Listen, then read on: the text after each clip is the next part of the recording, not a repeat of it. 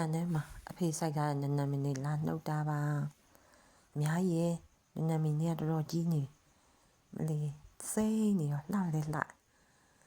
channel မှာပုံလုံးကြီးလည်းရှိကြိုင်းငါးသည်ဘူးသီးတွေအမ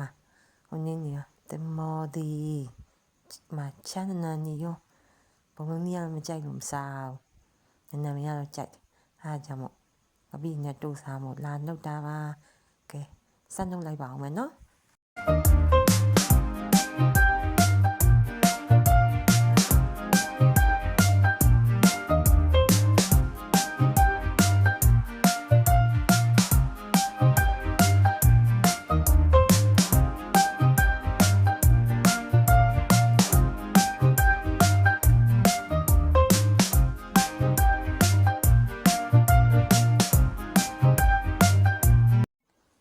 ကဲနှုတ်ရင်းနဲ့တဖြည်းဖြည်းနဲ့များလာ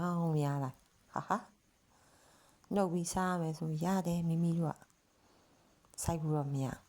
စားဖို့ဆိုရနမင်းဆိုအများကြီးကြိုက်တယ်အဲ့တော့စားပါမယ်များလာပြီဆိုတော့ကဲအိမ်ပြန်ပြီးတော့ဂျမင်းသွားစားတော့မယ်ဘိုင်ဘိုင်